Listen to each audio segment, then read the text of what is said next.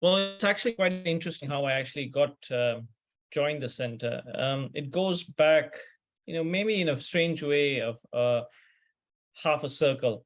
I started off as a scientist. I got very much involved in science, and I always wanted to be a researcher. And over time, what actually happened was through some deviation, some external intervention, I actually got into very involved in the AIDS pandemic that happened in the late 80s, early 90s, particularly in Africa, and it was started to spread in Asia. At that time, I was in Malaysia. And my involvement got very, very heavy because it became more of a humanitarian issue, and I was trying to, address the stigma issue. And so much so that, as you will all probably know, that the AIDS issue became so big to the point that people were associating that particular virus with a certain community.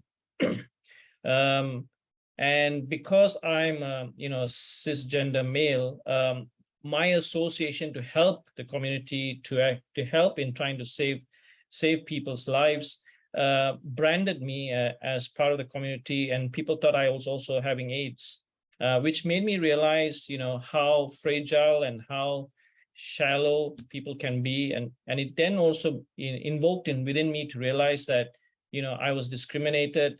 I was actually marginalized, just like any other person who was going through that situation. I mean, me as a colored person, I was already going through a lot of issues with regard to being brown, but this added to it. And I suddenly realized that, there are many intersectionalities, many layers to being discriminated consciously and subconsciously as well. But also what happened was I moved into the whole space of a nonprofit world. I left the research world and moved into a nonprofit world where I got into WWF, was very much into the conservation element, joined Amnesty, took a big role in a lot of work there at a global level.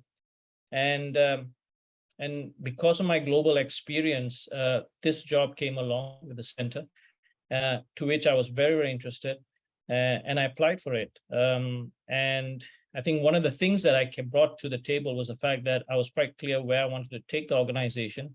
My global network was there. I knew where the direction I could say, and I was also somebody who has the experience and knowledge.